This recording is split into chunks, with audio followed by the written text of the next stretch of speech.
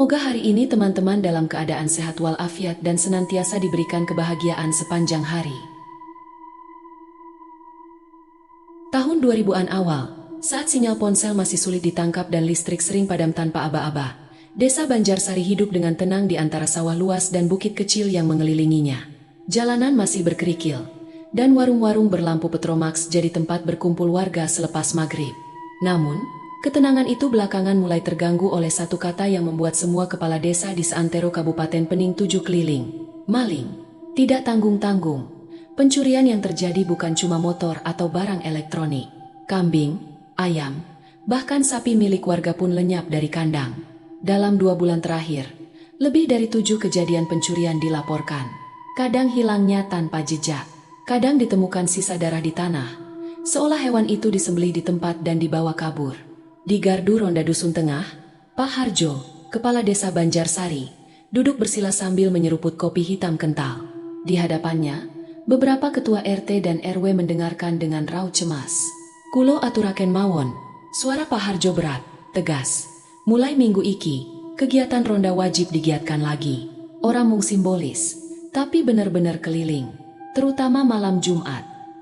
Sejenak hening. "Kenapa malam Jumat, Pak?" tanya Pak RW 01 sambil menggaruk kepala. Pak Harjo menghela napas. Soalnya sebagian besar kejadian maling itu terjadi malam Jumat. Entah kenapa, tak ada yang membantah. Di desa, malam Jumat masih dianggap malam batas, antara yang terlihat dan tak terlihat. Malam sakral yang dulu diisi dengan doa dan tahlil, tapi belakangan lebih sering diabaikan. Hari Kamis sore, di sudut gardu ronda RW 03, 4 orang lelaki berkumpul. Mereka adalah 4 nama yang sudah ditulis dalam jadwal ronda untuk malam Jumat ini. Narto, si bujang lapuk umur 40-an yang dikenal suka melebih-lebihkan cerita dan merasa paling jagoan. Siswo, laki-laki pendiam, bekas buruh bangunan yang jarang bicara tapi matanya tajam. Timan, paling muda di antara mereka, umur 30-an, suka melucu tapi penakut. Sugeng, laki-laki alim yang sehari-hari jadi marbot masjid, pembawaannya tenang dan penuh hati-hati. Sore itu mereka mempersiapkan perlengkapan ronda, senter, kentongan bambu, dan termos berisi teh manis. "Wah, kayak zaman perang aja, bawa kentongan segala," canda Timan sambil mengikatkan senter ke ujung kayu. Narto tertawa keras.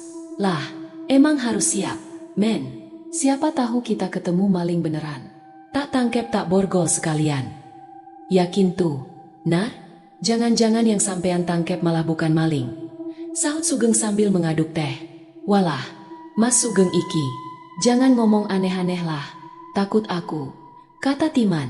"Bukan maksud nakutin, tapi jenengan semua tahu sendiri, rumah Pak Wandi di ujung gang itu kosong lama. Sering ada yang lihat bayangan aneh di sana," ujar Sugeng pelan. Siswo yang sejak tadi diam, akhirnya angkat suara. "Aku juga pernah lewat sana tengah malam.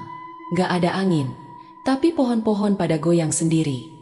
Dan baunya itu loh, aneh." Narto bersiul, setengah mengejek. "Halah, halusinasi. Malam Jumat gitu loh. Bawaannya emang sugesti. Kita ini orang dewasa. Tuh, jangan kalah sama bocah." Sugeng menggeleng pelan. "Sugesti bisa jadi, Nar. Tapi jangan lupa, malam Jumat Kliwon ini bukan malam biasa. Banyak tempat yang sebenarnya harus kita hindari. Rumah kosong, kebun, pohon besar. Ada yang menunggu di sana." Timan meneguk teh cepat-cepat. "Duh Gusti." Malam menjelang, angin mulai turun dari arah bukit, membawa aroma tanah basah dan daun bambu. Gardu ronda mulai didatangi warga lain, tapi fokus tetap pada 4 orang yang malam ini akan berkeliling. Pak Harjo datang, mengenakan jaket coklat dan topi petani, membawa lampu minyak. Ia menatap ke-4 petugas ronda malam itu dengan mata serius. "Kulo titip, ya, jaga lingkungan. Tapi eling, kalau ada yang aneh-aneh, bukan tugas jenengan untuk dilawan. Jauhkan diri, baca doa." Mereka semua mengangguk. Narto sempat berseloroh. "Kalau ada pocong, Pak, tak samber kentongan iki." Pak Harjo tidak tertawa. Ia hanya berkata pelan, "Jangan sekali-kali ngatain yang tak terlihat. Kadang mereka cuma lewat, tapi kalau dihina mereka balik." Suasana langsung canggung. Narto menggaruk kepala, tertawa kecil. Timan menunduk. Sugeng mengangguk pelan. Dalam hati ia tahu malam ini akan lain dari biasanya. Jam 11 malam, mereka mulai berkeliling. Melewati pos jaga, jalan setapak, dan beberapa rumah warga yang sudah tertutup rapat. Kentongan dipukul pelan tiap 15 menit. Diselingi suara batuk dan obrolan ringan. "Rumah Pak Wandi nanti kita lewatin gak?" tanya Timan setengah takut. "Lewatin aja, biar sekalian diperiksa. Siapa tahu ada maling ngumpet," kata Narto. Sugeng diam. Ia menoleh ke langit yang malam itu tak berbintang. Hanya bulan separuh tergantung rendah, menyinari jalan dengan warna pucat kekuningan. Siswo berjalan di belakang, tangan menggenggam senter. Tapi senter itu tidak pernah dinyalakan. Ia lebih percaya mata manusia di tempat gelap. Dan malam itu, langkah mereka menuju tempat yang sudah lama tidak dilewati. Area rumah kosong, dan jalan sunyi.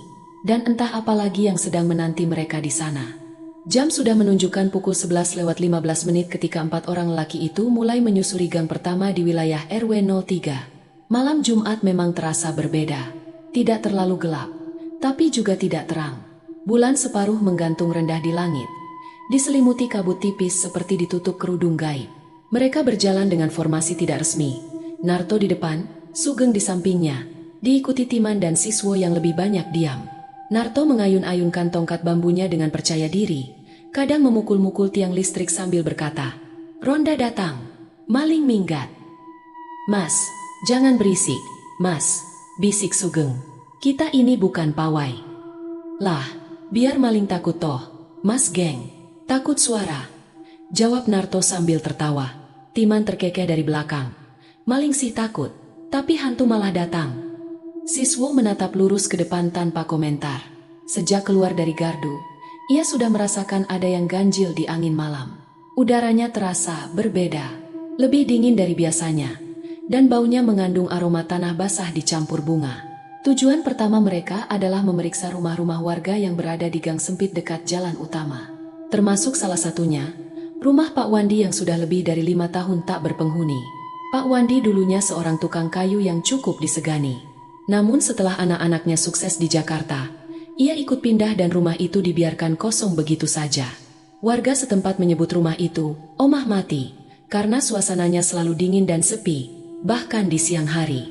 Saat mereka sampai di mulut gang, Sugeng menghentikan langkahnya. Lampu rumah Pak Wandi itu nyala. Mereka semua menoleh. Di kejauhan, terlihat jelas lampu teras rumah tua itu berkedip pelan. Kuning pucat, seperti lampu bohlam tua yang kehabisan arus. Tapi anehnya, bukannya rumah itu nggak ada listriknya, kata Timan sambil memicingkan mata. "Betul," ujar Sugeng pelan. "Meterannya sudah dilepas sejak 2003. Sejenak keempatnya diam. Angin tiba-tiba bertiup pelan dari arah rumah itu, membawa serta bau bunga melati yang sangat kuat. Sugeng berjalan pelan ke arah gerbang rumah, lalu berhenti mendadak. "Allahu Akbar." Ia mengangkat tangan kirinya menunjuk ke teras. "Kalian lihat itu enggak?" Narto menyipitkan mata, mencoba mengikuti arah pandang Sugeng. Di teras rumah, tepat di bawah lampu berkedip, terdapat sosok putih berdiri diam. Tingginya setara orang dewasa, kainnya lusuh dan menggembung. Wajahnya tidak jelas, tapi dari bentuknya yang mengikat di atas kepala dan bawah kaki, jelas. "Itu pocong." "Wah gila, Mas, itu beneran?" bisik Timan. Tubuhnya mulai mundur perlahan. "Kayaknya cuma kain atau bayangan," kata Narto, meski suaranya terdengar menurun. Namun saat mereka masih berdiskusi, sosok itu bergerak, sedikit memiringkan kepala. Langsung saja Timan mencengkeram lengan Sugeng. "Mas, itu bukan kain, itu lihat kita." Udara mendadak berubah drastis. Angin malam bertiup lebih kuat, dan bau bunga melati bercampur kemenyan menusuk hidung. Sugeng mundur 2 langkah dan mulai membaca doa pelan-pelan. "A'udzubillahi minasyaitonir rajim." Sementara siswo, yang sejak tadi diam, mulai menyenterkan cahaya ke arah teras rumah. Dan saat cahaya senter menyentuh sosok putih itu, ia menghilang, seolah ditelan oleh bayangan rumah. Lampu yang tadi berkedip padam total. "Sudah kita periksa aja," kata Narto, mencoba menutupi ketakutannya. Siapa tahu cuma maling yang nyamar. Atau boneka. "Narto, jangan gegabah," cegah Sugeng. Namun Narto sudah berjalan ke arah pagar rumah, membuka pintu gerbang yang berderit pelan. Langkahnya mantap menuju teras. Tapi baru sampai 2 meter dari pintu, bruk! Pintu rumah tertutup keras sendiri, seolah ada angin besar dari dalam rumah yang menutupnya. Atau seseorang menutupnya dari dalam. Narto langsung berhenti, kakinya seperti membeku. Masya Allah, ucap Sugeng dari belakang. Timan sudah setengah berlari mundur. Narto mundur pelan, wajahnya pucat. Aku yakin pintu itu tadi terbuka, katanya pelan. Sugeng mendekatinya, meletakkan tangan di bahunya. Kita lanjutkan keliling. Tempat ini tidak seharusnya kita ganggu. 4 orang itu kembali berjalan. Kali ini lebih cepat. Tak ada yang bicara. Jalanan terasa lebih panjang. Dan angin tak lagi terasa. Hanya keheningan dan bau melati yang entah kenapa tetap mengikuti mereka. Setelah kejadian di rumah Pak Wandi, keempat penjaga malam itu melanjutkan ronda dengan langkah lebih cepat. Tidak ada yang bersuara selama beberapa menit. Hanya suara sepatu mereka yang berderap di jalanan berbatu, dan sesekali suara dedaunan kering yang tergilas. Angin malam kembali bertiup dari arah lapangan desa, membawa hawa lembab dan bau tanah basah. Di kejauhan, suara jangkrik terdengar aneh, seolah bersahutan dalam nada yang tidak biasa, seperti menyampaikan pesan yang hanya bisa dimengerti oleh mereka yang tidak kasat mata. Lapangan ini biasanya ramai kalau sore, tapi malam begini, kok hawanya lain ya? Gumam Timan. Sugeng menoleh. Memang lain. Lapangan ini dulunya tempat banyak cerita. Mereka sampai di tepi lapangan desa, sebuah area luas yang dikelilingi pohon pisang, bambu, dan semak liar. Biasanya digunakan untuk sepak bola atau senam pagi ibu-ibu. Tapi malam ini, lapangan itu tampak gelap dan berembun. Tanahnya basah padahal tak hujan sejak sore. Saat mereka mulai melewati sisi timur lapangan, suara tawa terdengar dari arah semak-semak. Cekikikan, tawa anak-anak, cepat dan lincah, seolah sedang bermain petak umpet. Kalian dengar? Bisik Timan. Semua berhenti. Suara tawa itu makin jelas. Kini terdengar langkah-langkah kecil yang berlarian. Dan dari balik kabut ringan yang menggantung di lapangan, muncul sosok-sosok kecil. Anak-anak. Mereka berlari-lari di tengah lapangan, saling kejar, berputar-putar, tertawa. Sekilas tampak normal. Tapi saat mereka lebih dekat, wajah mereka tidak seperti anak-anak biasa. Kulitnya pucat keabu-abuan, seperti tubuh yang lama terendam air. Telinganya runcing seperti telinga kucing, dan matanya kosong, putih polos, tanpa bola mata. Ya Allah! Sugeng menarik tasbih dari kantongnya. Anak-anak? Suara Narto pelan, wajahnya pucat. Timan tampak ragu, namun ia berkata, mungkin itu anak-anak kampung sebelah? Bercanda. Tapi suara tawanya terlalu nyaring, terlalu tidak manusiawi. Salah satu dari mereka menoleh langsung ke arah keempat pria itu, lalu tersenyum lebar, senyuman ganjil dengan gigi-gigi kecil yang tajam. Lari, men, kata siswa tiba-tiba. Tapi terlambat. Salah satu anak tiba-tiba berlari ke arah pohon pisang di pinggir lapangan. Refleks, Timan mengejar, seolah ingin memastikan bahwa itu manusia. Kamu, jangan lari. Ini ronda, loh. Anak itu menoleh sambil terkekeh, lalu berlari menembus batang pohon pisang. Menembus, bukan bersembunyi, bukan memanjat, tapi benar-benar menembus pohon itu dan menghilang. Timan berhenti mendadak. Matanya membelalak. Astagfirullah, beneran bukan manusia. Mereka semua berkumpul lagi di sisi lapangan. Degup jantung terdengar dalam keheningan. Sugeng masih membaca doa. Timan duduk terengah-engah. Narto diam 1000 bahasa. Lalu Siswo akhirnya bicara. Dulu, waktu aku masih kecil, ada kejadian di sungai sebelah lapangan ini. Mereka semua menoleh padanya. Ada 3 anak tenggelam waktu main air pas musim hujan. Sungai meluap. Sampai sekarang, jasad mereka gak pernah ketemu. Cuma sandal dan mainan mereka yang ditemukan di pinggir kali. Timan memeluk lututnya. Jangan bilang, itu mereka. Sugeng menjawab pelan. Kalau belum ditemukan, bisa jadi mereka masih di sini, mas bermain. Tiba-tiba, dari arah lapangan terdengar suara peluit plastik. Semua menoleh. Di tengah lapangan, sebuah peluit anak-anak tergeletak di tanah. Padahal mereka semua tahu, tadi tempat itu kosong. Timan mendekat dengan hati-hati, lalu mengambil peluit itu. Warna merah, usang. Di badannya tertulis huruf luntur. Gilang, Sugeng menyebut. Salah satu anak yang tenggelam dulu, namanya Gilang. Seketika peluit itu meletus sendiri di tangan Timan. Tidak keras, tapi cukup untuk membuat mereka mundur serentak. Sugeng menatap ketiganya satu persatu. Kita bukan jaga kampung malam ini. Kita jaga batas. Batas antara apa? Tanya Narto, suara tercekat. Antara yang hidup dan yang belum selesai. Tak ada yang menyahut. Angin kembali bertiup. Bau bunga melati kembali hadir. Dan dari balik kabut suara tawa anak-anak masih terdengar samar, menyelinap dalam hati siapapun yang masih menolak percaya. Langkah kaki mereka mulai melambat. Suasana malam terasa makin berat. Seperti udara di sekitar mereka menekan dada dan membuat napas lebih pendek. Setelah kejadian di lapangan, rasa takut mulai menjalar ke dalam kepala mereka satu persatu. Bahkan Narto yang biasanya paling berani pun mulai bicara lebih pelan. Ayo kita selesaikan satu jalur lagi, terus balik ke pos, kata Narto cepat, menutupi kegugupannya dengan nada memerintah. Siswo hanya mengangguk.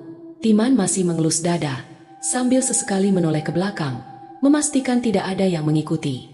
Sugeng, yang dari tadi diam sambil membaca doa dalam hati, tiba-tiba berkata, masih ada satu tempat yang belum kita lewati. Belakang rumah Pak Sukir. Narto langsung berhenti. Apa harus ke sana? Itu kan cuma kebun kecil. Dan pohon mangganya, tambah Sugeng, yang katanya dijaga. Belakang rumah Pak Sukir adalah sebidang tanah yang sejak dulu tak pernah dijamah siapapun, bahkan oleh Pak Sukir sendiri. Di sanalah berdiri pohon mangga besar, yang batangnya tebal seperti peluk 4 orang dewasa. Cabangnya rimbun menutupi separuh langit malam. Orang-orang bilang, pohon itu tidak pernah gugur daunnya, bahkan saat musim kemarau panjang. Buah mangganya kadang jatuh sendiri, membusuk tanpa pernah dipetik. Warga meyakini pohon itu dijaga, entah oleh apa. Dan malam ini, 4 penjaga ronda berjalan pelan menuju arah belakang rumah tua itu. Setiap langkah mereka seperti terdengar lebih keras dari biasanya. Batu kecil yang tergilas kaki seolah memantul di kepala. Dan makin dekat ke pohon, makin kuat bau kayu basah bercampur amis. Saat sampai sekitar 10 meter dari pohon mangga, mereka semua mendadak berhenti. Bukan karena takut, tapi karena tubuh mereka seolah enggan bergerak. Di bawah cahaya bulan yang tertutup awan, tampak sosok besar berdiri di antara akar pohon mangga yang menonjol keluar dari tanah. Tinggi hampir 3 meter, tubuhnya besar, bulu hitam menutupi seluruh bagian tubuh seperti gorila, tapi berdiri tegak seperti manusia. Mata merahnya menyala, bersinar dalam gelap. Gendruwo, sosok yang hanya mereka dengar dari cerita orang tua. Tapi malam ini, berdiri nyata di hadapan mereka. Gendruwo itu tidak bergerak, hanya berdiri, menggeram pelan seperti napas berat yang ditahan. Matanya menatap tajam ke arah mereka berempat. Lalu, pelan-pelan, ia mengangkat tangan kirinya, yang besar dan kasar, dan menunjuk lurus ke arah barat. Mereka mengikuti arah telunjuknya. Di sana, di kejauhan, terlihat pagar bambu kebun Bukarni, seorang janda tua yang tinggal sendirian di ujung desa. Kebunnya dipenuhi tanaman obat dan bunga, dan sering jadi tempat warga mencari daun sirih atau jahe. Tapi malam ini, kebun itu tampak gelap, mati, seperti tertelan bayangan sendiri. Gendruwo itu terus menunjuk ke sana, tak mengucap sepatah kata, tak menyerang, hanya berdiri seperti penunjuk jalan dari dunia yang lain. Timan hampir menangis. Mas geng, aku gak kuat. Mas, kita pulang aja. Sugeng melangkah maju. Tangannya gemetar tapi mantap. Ia mengambil tasbih dari saku dan mulai membaca doa keras-keras. A'udzubillahi minasyaitonir rajim. Bismillahirrahmanirrahim.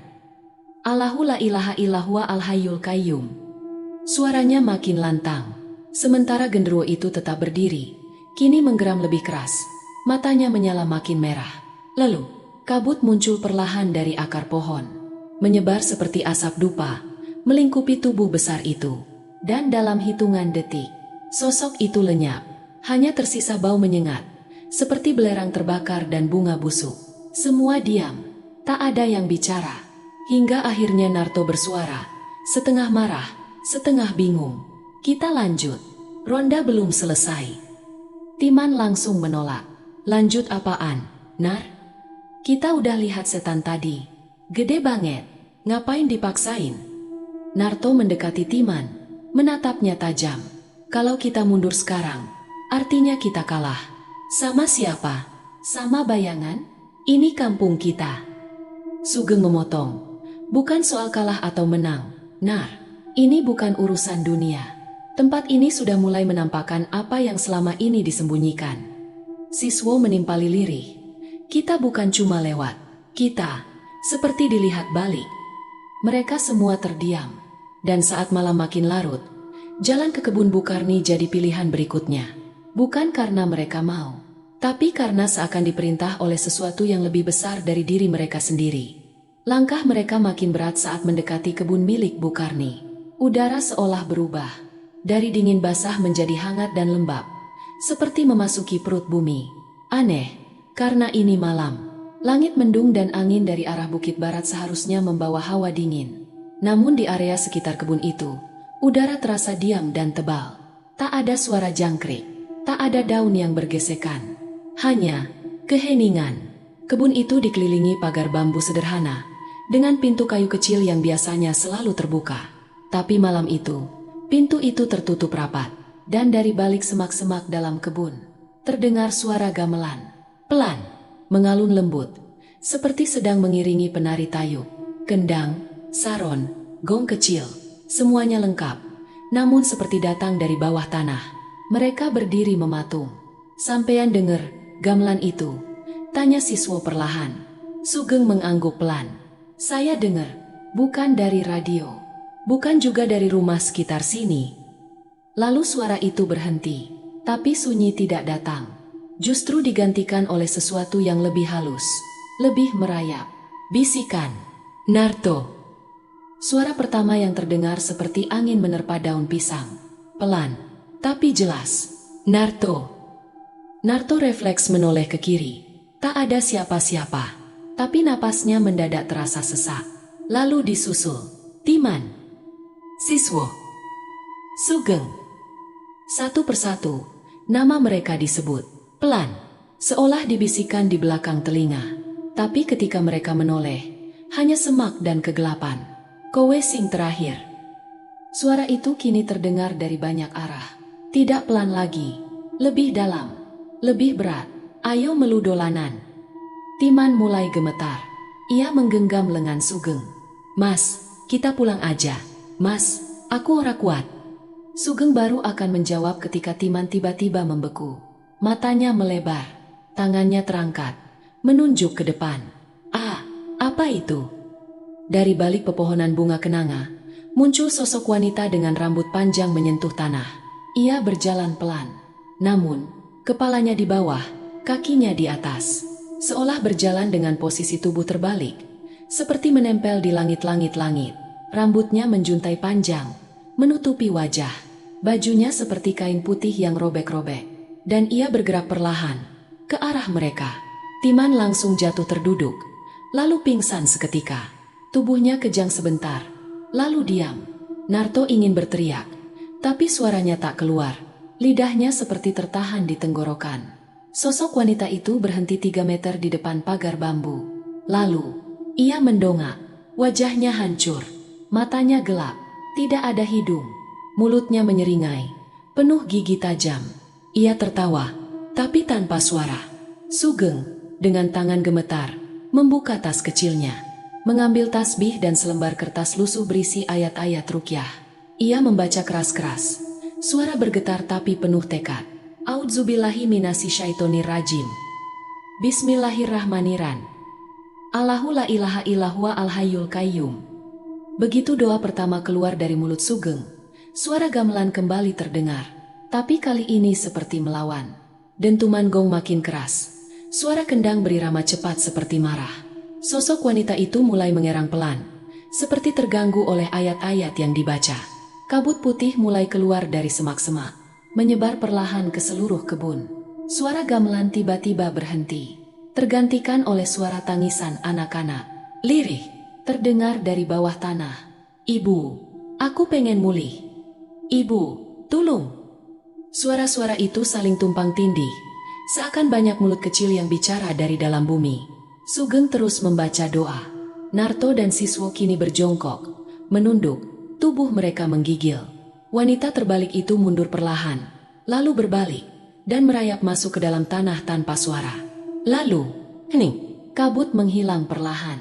Suara tangisan berhenti, dan malam kembali seperti semula. Timan sadar perlahan. Ia menangis tanpa suara, matanya kosong, tubuhnya dingin. Narto mengangkat tubuhnya, mencoba menguatkan diri. Kita pulang, sekarang. Tak ada yang membantah. Langkah mereka meninggalkan kebun Bukarni terasa seperti 1000 langkah. Udara kini dingin kembali, tapi bukan dingin yang menyegarkan. Ini dingin yang menempel di tulang, dingin yang tidak datang dari angin, tapi dari sesuatu yang tak ingin mereka kembali. Langkah kaki mereka gontai, tubuh lunglai. Setelah kejadian mengerikan di kebun Bukarni, tidak ada lagi yang bersuara. Bahkan Narto yang biasanya paling cerewet, kini hanya menunduk. Wajahnya pucat dan bajunya basah oleh keringat dingin. Timan masih tampak lemas di gendongan Narto. Sesekali matanya melirik ke arah kanan dan kiri, seolah takut suara gamelan itu akan muncul lagi. Sugeng terus menggenggam tasbih. Bibirnya tak berhenti melafalkan doa-doa perlindungan dalam hati. Sementara Siswo berjalan paling belakang, sesekali menoleh ke arah kebun. Entah mengapa, ia merasa langkah mereka diikuti. Mereka menuruni gang kecil yang mengarah ke pos ronda. Gardu kecil di bawah pohon jambu, tempat di mana perjalanan malam itu dimulai. Tapi sebelum sampai ke gang terakhir, mereka melewati perempatan kecil yang biasanya sepi. Disitulah, semuanya berubah. Di tengah perempatan, berdiri seseorang. Seorang laki-laki dengan jaket coklat tua, mengenakan celana training robek dan sandal jepit. Dari kejauhan, tubuhnya sangat familiar. Karno, teman satu kampung mereka, yang dulu sering ikut ronda tapi akhir-akhir ini menghilang entah kemana. Terakhir terlihat 2 minggu lalu, duduk sendiri di pos, murung. Sugeng melambatkan langkah. "Nggih niku, Karno," bisiknya. Siswo menyipitkan mata. "Kok bisa di sini? Tengah malam." Namun yang membuat mereka semua diam dan membatu adalah wajahnya. Karno berdiri menghadap mereka, tapi tidak memiliki wajah. Tidak ada mata, tidak ada hidung, tidak ada mulut. Hanya kulit datar berwarna pucat, seperti topeng polos yang belum dipahat. Karno, or whatever it was, mulai melangkah, tapi gerakannya tidak wajar. Pundaknya naik turun tak sinkron, kakinya menyeret, kepalanya miring ke satu sisi. Seolah tubuhnya patah-patah seperti boneka rusak. Suara langkahnya tidak terdengar, tapi di telinga mereka, seperti ada bunyi gesekan tulang setiap ia berpindah tempat. SSSKKK, stak-tak-klik, lari, jerit Narto tiba-tiba, tanpa aba-aba. Mereka semua berpencar, seperti anak ayam yang diserbu anjing. Timan tersungkur, Sugeng melompat ke arah kebun pisang. Narto dan Siswo berlari ke arah gang kiri. Sosok Karno tanpa wajah itu tidak berteriak, tidak mengejar cepat, tapi tubuhnya terus bergerak, mendekat, mendekat. Sugeng berlari sekuat tenaga, namun langkahnya terhenti ketika kakinya tersandung akar pohon, dan tubuhnya terjerembab ke tanah. Tasbihnya terlempar dari tangan, terguling ke tanah yang lembab. Ia merangkak, mencoba mengambilnya, tapi sebelum jari-jarinya sempat menyentuh tasbih itu, tangan pucat dengan jari-jari panjang meraih pergelangan kakinya. Dingin. Tak seperti tangan manusia. Ia menoleh. Sosok itu tepat di belakangnya. Wajahnya masih tanpa bentuk, tapi kini bagian wajah itu berdenyut, seperti mencoba membentuk sesuatu. Sugeng ingin berteriak, tapi mulutnya tercekat. Ia hanya bisa menjangkau tasbih, menggenggamnya sekuat tenaga dan, "Ya Allah, lindungilah hamba MU ini." Dan saat doa itu keluar dari mulutnya, cengkeraman tangan itu melepas. Sosok itu seperti terbakar pelan. Tubuhnya memudar seperti abu yang tertiup angin. Dan, lenyap. Satu persatu mereka berhasil kembali ke pos ronda. Nafas terengah, tubuh gemetar. Tak ada yang bicara. Tak ada yang berani menanyakan apa yang mereka alami barusan. Sugeng datang terakhir, memeluk tasbihnya erat. Ia hanya berkata lirih, "Itu bukan Karno." "Lalu siapa?" tanya Narto pelan. Sugeng menatap ke arah jalan. "Atau mungkin, itu Karno, tapi yang sudah tidak sepenuhnya manusia. Jam menunjukkan pukul 3.15 pagi saat mereka berempat akhirnya kembali berkumpul di pos ronda. Keringat dingin masih menetes dari pelipis. Nafas belum sepenuhnya teratur. Dan mata mereka kosong. Tak ada kata yang keluar. Mereka hanya duduk, diam. Lampu Petromax di pojok gardu mendesis pelan. Seperti ikut merasakan tegangnya udara. Tak ada jangkrik. Tak ada ayam berkokok. Hanya suara napas. Sugeng duduk dengan tasbih erat di tangannya.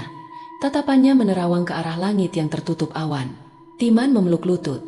Masih belum percaya bahwa ia baru saja melihat wanita berjalan terbalik dan hantu tanpa wajah. Siswo, seperti biasa, hanya diam. Tapi tangan kanannya terus mengelus bekas luka kecil di pergelangan tangannya. Bekas cengkeraman, sesuatu, di jalanan tadi. Dan Narto tiba-tiba menunduk. Kedua tangannya menutup wajah. Kemudian, ia menangis. Tangisnya bukan tangis kaget, bukan juga histeris. Tangis itu, perlahan, dalam, seperti seseorang yang menyimpan sesuatu terlalu lama. Aku harus ngaku. Suara Narto parau, nyaris tak terdengar. Yang lain menoleh, tak ada yang menyela. Narto menurunkan tangannya. Wajahnya basah oleh air mata. Waktu ronda 2 minggu lalu, aku lihat Karno duduk sendiri di belakang pos. Aku kira dia ngelamun. Aku samperin, ngobrol, tapi dia cuma jawab pendek-pendek. Tapi yang bikin aku gak bisa lupa, aku lihat ada bayangan masuk ke dalam tubuhnya, kayak uap hitam, masuk lewat punggungnya. Dan waktu aku tanya, "Kar, kamu sakit?" Dia cuma nyengir. Tapi senyumnya salah, mukanya kayak maksa buat senyum, dan matanya kosong.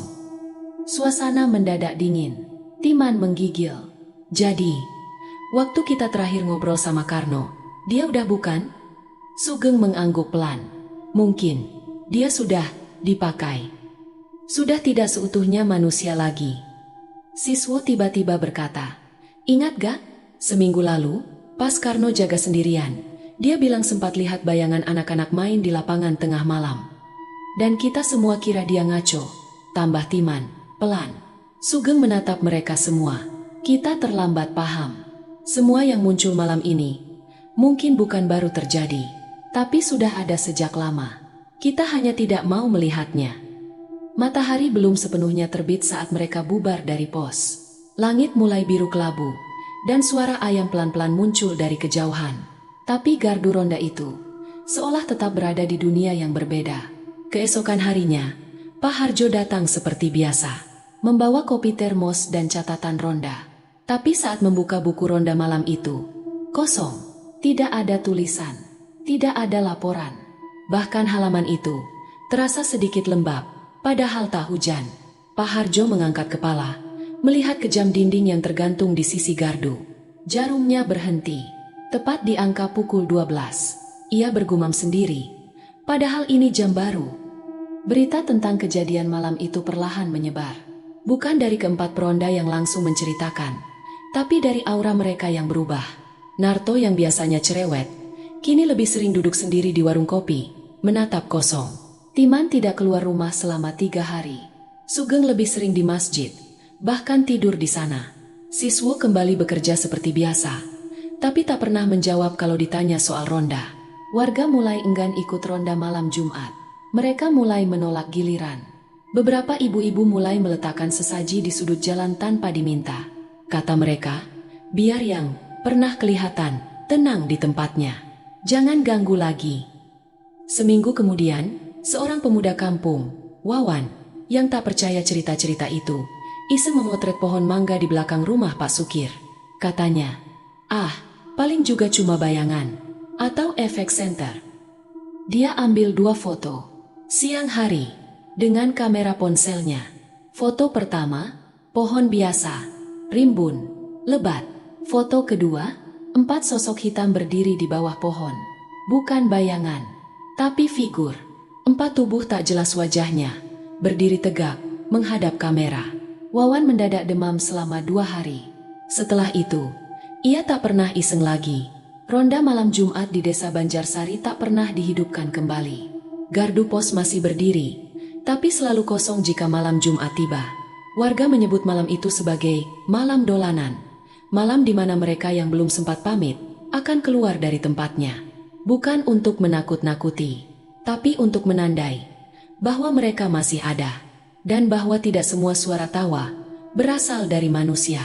Cerita boleh selesai, tapi jika suatu malam kamu mendengar suara kentongan dari luar rumah, lalu terdengar suara anak kecil tertawa sambil berkata, "Ayo melu dolanan." Jangan lihat keluar, jangan buka pintu, karena mungkin mereka hanya ingin kamu ikut jaga malam juga.